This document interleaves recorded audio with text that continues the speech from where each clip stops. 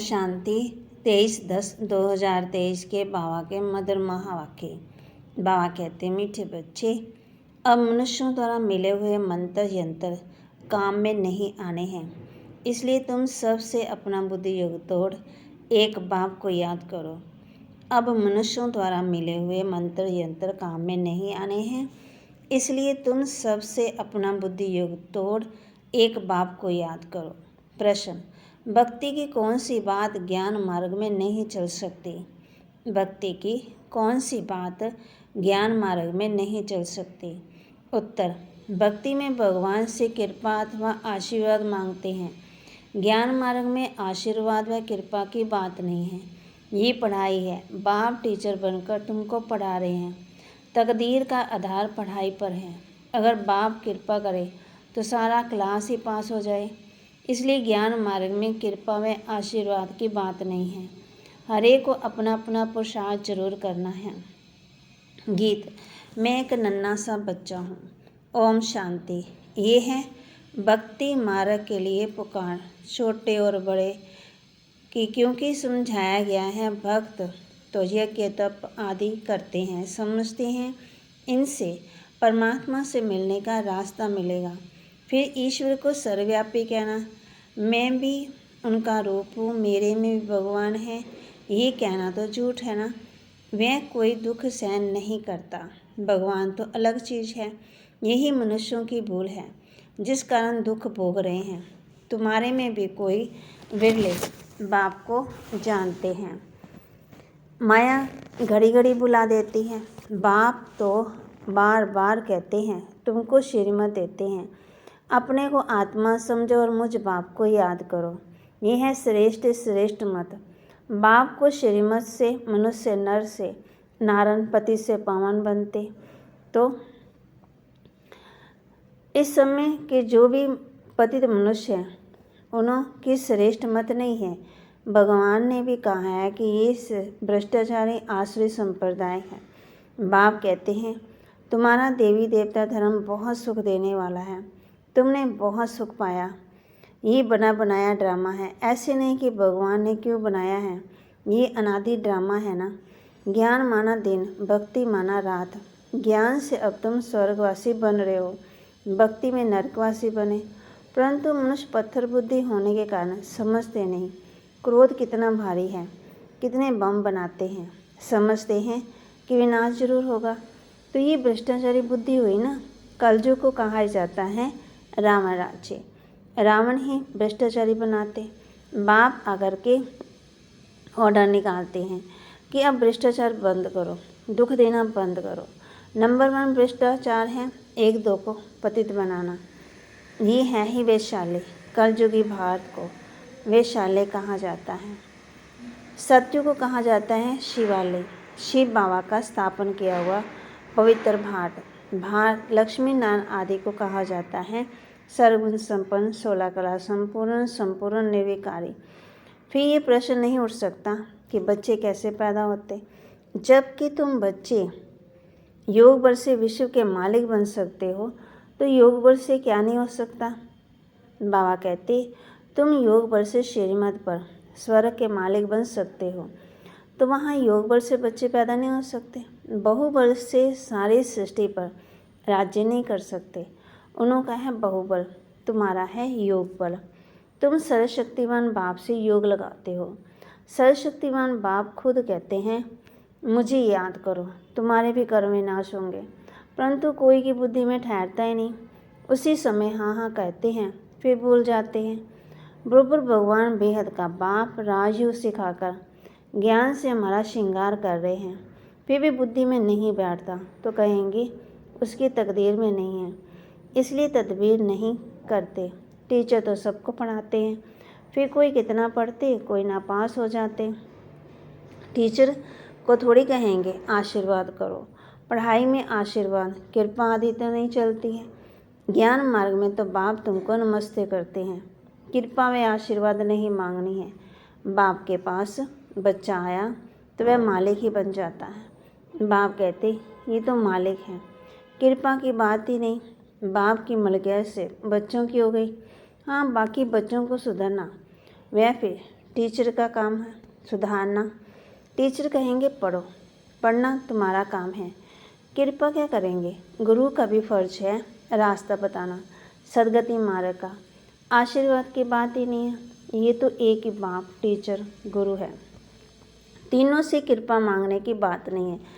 बेसमझ मनुष्यों को बाप बैठ समझाते हैं, ये तो उनकी आशीर्वाद है, बाकी उस पर चलना बच्चों का काम है। गाया हुआ है श्रीमत भगवानोवाच, वह है ऊंच से ऊंच, उनकी मत भी ऊंच होगी ना।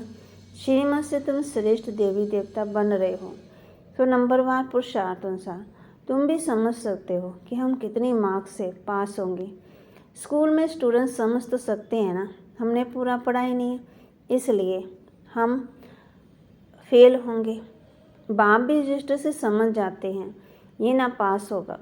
ये भी बेहद का बाप टीचर गुरु एक ही है, ये भी जानते हैं, बच्चे भी जानते हैं। हम पढ़ते नहीं हैं तो फिर ज़रूर कम पद भी होगा। ये भी पुरुषार्थ नहीं करते कि अच्छा हम तीखा पढ़ें, बल कितना भी माथा मारते समझाते भी हैं तो भी कुछ करते नहीं हैं। श्रीमत पर न चलने के कम पद भी पाएंगे। जो बच्चे हैं वह बा कहते राजधानी में आ ही जाएंगे, उनमें भी बहुत पदवी है ना, दास से। बच्चे जानते हैं पढ़ेंगे पढ़ाएंगे नहीं तो दास से बनेंगे, परंतु वह भी रॉयल रहते हैं। लक्ष्मी नारायण के हीरे जवाहरात के महल होंगे तो दास दासियाँ भी वहाँ रहेंगी। फिर नंबरवार आगे चल पदवी पा सकते हैं, प्रजा में भी नंबरवार। भक्ति मार्ग में भी मनुष्य इंश्योर्स करते हैं ना, ईश्वर दान अर्थ करते हैं। समझो कोई ने हॉस्पिटल बनाई तो दूसरे जन्म में अच्छी निरोगी काया मिलेगी, अल्पकाल के लिए फल तो मिलता है ना। कोई ने पाठशाला खोली होगी तो दूसरे जन्म में अच्छा पढ़ेंगे, धर्मशाला खोली होगी तो दूसरे जन्म में अच्छा मकान मिलेगा, प्रॉपर्टी अच्छी होगी। तो ये इंश्योर्स करना हुआ ना, हर एक अपने को इंश्योर्स करते हैं। अभी तुम्हारा है डायरेक्ट ईश्वर के साथ, वह है इनडायरेक्ट, ये है डायरेक्ट इंश्योर्स करना। बाबा ये सब कुछ आपका ही है, हम ट्रस्टी हैं, इनके बदले में आप हमें 21 जन्मों के लिए स्वराज्य दे देना। ये हुआ डायरेक्ट बाप को इंश्योर्स करना 21 जन्मों के लिए। बाप कहते हैं अपना बैगेज सब सतयुग में ट्रांसफ़र कर दो। जैसे लड़ाई लगती है, फिर छोटे छोटे राजा बड़े राजाओं के पास अपनी मलकियत रखते हैं, फिर लड़ाई जब पूरी होती है तो बड़ों से, फिर बड़ों से वापस ले लेते। बाबा तो इन बातों का अनुभवी है, बाबा भी जानते हैं, ये दादा भी जानते हैं। समझना चाहिए हमको दादा द्वारा बाबा से वर्षा मिलता है। बाप पढ़ाते हैं, हेवनली गॉड फादर वह है बाप, ये नहीं, ये है दादा। पहले ज़रूर दादा का बनना पड़े। बाबा हम आपके हैं, आपसे हम वर्षा लेंगे और सब तरफ से बुद्धि युग तोड़ना, इसमें मेहनत है। बाप कहते हैं अभी और गुरु आदि के मंत्र कोई भी काम नहीं आएंगे, कोई की मनुष्य मात्र का मंत्र अभी काम नहीं आएगा। मैं तुमको कहता हूँ मुझे याद करो तो तुम्हारी विजय है, तुम्हारे सिर पर पापों का बोझा बहुत है। अब मुझे याद करो तो विकारों भी नाश होंगे, फिर तुमको स्वर्ग में भेज दूंगा। पहले तो ये निश्चय चाहिए, निश्चय नहीं है तो बाबा बुद्धि का ताला भी नहीं खोलता, धारणा नहीं होती। बाप का बने तो वर्षे का भी हकदार बने, बुद्धि में बैठता ही नहीं। कोई नए भी पुरानों से तीखे चले जाते। बाप तो अच्छी रीति समझाते, जितना जो पढ़ेंगे उतनी कमाई है। यह है God fatherly knowledge, source of income. तुम विश्व का मालिक बनते हो नॉलेज से। मनुष्यों में ये ज्ञान थोड़ी है। अब तुम मेरे बच्चे आश्रित संप्रदाय से दैवी संप्रदाय भ्रष्टाचारी से शिष्टाचारी बन रहे हो। सिवाय श्रीमत से कोई भी शिष्टाचारी बन ही नहीं सकता, नहीं तो फिर अंत में सजाएं खाकर वापस जाएंगे। बल थोड़ा बहुत जो सुनते हैं वे स्वर्ग में आएंगे, परंतु बिल्कुल ही साधारण प्रजा में मर्तबे में नंबरवार तो होते। वहाँ ऐसे गरीब नहीं होंगे जो किसको रोटी ना मिले। यहाँ जैसे गरीब वहाँ नहीं होते। सुख सबको रहता है, परंतु ऐसे नहीं समझना। अच्छा प्रजा तो प्रजा ही सही, ये है कमजोरी हुई ना। पहले तो पक्का निश्चय चाहिए। ये निराकार भगवानोवाच, भगवान कहते हैं मुझे मनुष्य चोला तो नहीं है, मेरा नाम है शिव। बाकी जो भी देवता या मनुष्य है सबके शरीर पर नाम है, मेरा नाम शरीर पर नहीं है। मुझे अपना शरीर ही नहीं है। शरीरधारी को भगवान नहीं कहा जाता, मनुष्य कहा जाता है। मनुष्य को भगवान मानने से भारतवासी बेसमझ बन गए हैं, नहीं तो भारतवासी बहुत सियाने थे। पहले भारत में कपड़ा आदि बहुत रिफाइन अच्छा बनता था। अभी तो वह चीज़ बन नहीं सकती, तो स्वर्ग में साइंस भी सुख के लिए होती है। यहाँ तो साइंस सुख दुख दोनों के लिए है। अल्पकाल का सुख मिलता, दुख तो अपार है। सारी दुनिया ख़त्म हो जाएगी तो दुख हुआ ना, सब त्राही त्राही करेंगे। वहाँ तो साइंस के सुख ही सुख होता है, दुख का नाम निशान नहीं है। ये भी जिनकी तकदीर खुलती है वह समझ सकते हैं। तकदीर में सुख नहीं तो समझ नहीं सकते। बैरिस्टर भी नंबरवार होते हैं ना, कोई तो एक एक केस का 10-20 हज़ार रुपया लेते हैं। कोई बैरिस्टर को देखो कोर्ट भी फटे होते हैं। यहाँ भी ऐसे हैं, यहाँ तो राजाओं का राजा बनते, यहाँ तो पाई पैसे की प्रजा बनते। तो बाप बैठ बच्चों को समझाते, भारत इस समय सबसे गरीब है, भारत ही फिर शाहूकार बनता। दान हमेशा गरीबों को दिया जाता है, धनवान इतना उठा नहीं सकते, गरीब साधारण ही ये ज्ञान उठाएंगे। शाहूकारों को दान देना ये ला नहीं है। तुम गरीब हो ना, तुम्हारी मम्मा सबसे गरीब है, वह फिर विश्व की महारानी बनती।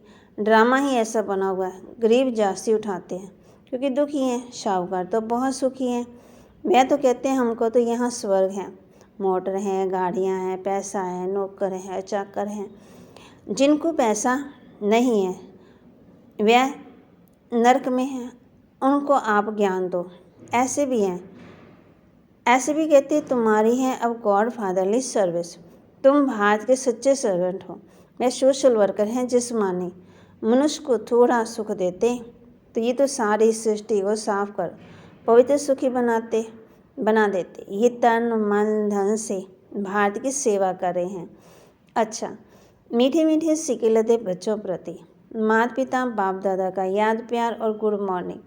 रूहानी बाप के रूहानी बच्चों को नमस्ते। रूहानी बच्चों की रूहानी बाप दादा को दिलवा जान सिकवा प्रेम से नमस्ते। धारणा के लिए मुख्य सार, अपना पुराना बैगेज 21 जन्मों के लिए ट्रांसफ़र करना है। इंश्योर का ट्रस्टी हो, संभालना है। निश्चय बुद्धि बन, पढ़ाई करनी है, गरीबों को दान देना है, भारत को पवित्र बनाने की सच्ची रूहानी सेवा करनी है। निश्चय बुद्धि बनना है, पढ़ाई करनी है, गरीबों को दान देना है, भारत को पवित्र बनाने की सच्ची रूहानी सेवा करनी है। वरदान, अपने हर कर्म और बोल द्वारा चलते फिरते हर आत्मा को शिक्षा देने वाले मास्टर शिक्षक भव। अपने हर कर्म और बोल द्वारा चलते फिरते हर आत्मा को शिक्षा देने वाले मास्टर शिक्षक भव। जैसे आजकल चलती फिरती लाइब्रेरी होती है, ऐसे आप भी चलते फिरते मास्टर शिक्षक हो। सदा अपने सामने स्टूडेंट देखो, अकेले नहीं हो, सदा स्टूडेंट के सामने हो, सदा स्टडी कर भी रहे हो और करा भी रहे हो। योगी शिक्षक कभी स्टूडेंट के आगे अलबेले नहीं होंगे, अटेंशन रखेंगे। आप सोते हो, उठते हो, चलते हो, खाते हो, हर समय समझो कि हम बड़े कॉलेज में बैठे हैं, स्टूडेंट देख रहे हैं। स्लोगन, आत्म निश्चय से अपने संस्कारों को संपूर्ण पावन बनाना ही श्रेष्ठ योग है। आत्मनिश्चय से अपने संस्कारों को संपूर्ण पावन बनाना ही श्रेष्ठ योग है। तो आज हम इस बात का पुरुषार्थ करेंगे, चलते फिरते बोल द्वारा अपने ऊपर